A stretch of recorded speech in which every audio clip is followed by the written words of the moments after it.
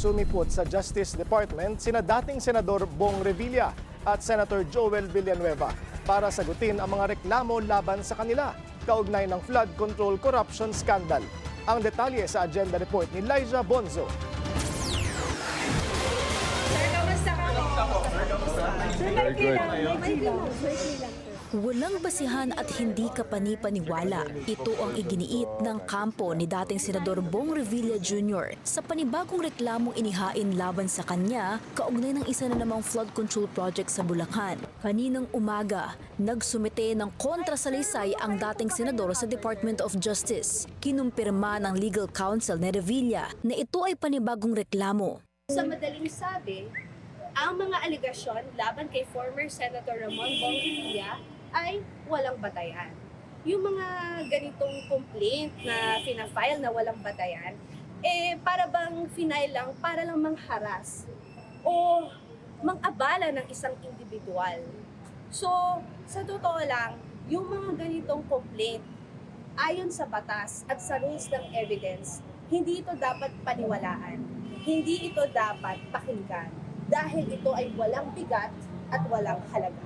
Una itong namataan ng media sa DOJ noong Disyembre matapos maidagdag bilang additional respondent sa ilang flood control scandal-related cases na sumasailalim sa paunang investigasyon ng ahensya. Sunod na dumating sa DOJ si Senador Joel Villanueva. Nandito tayo para ipakita yung commitment natin sa process, sa legal process. Kaya tayo nandito despite the fact na yung paniniwala natin remains the same, na ridiculous talaga yung complaint. Alam niyo yung nangyayari tungkol sa flood control, kinamumuhian natin for so many years.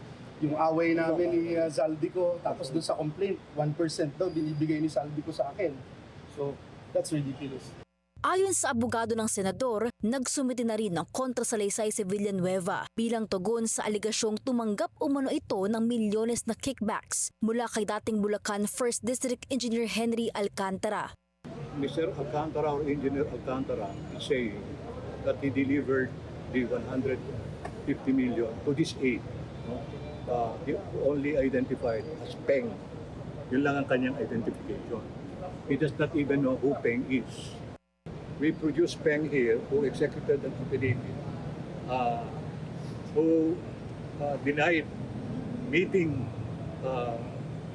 Engineer Alcantara on the date, the time that Engineer Alcantara mentioned, when he delivered supposedly the 150 million.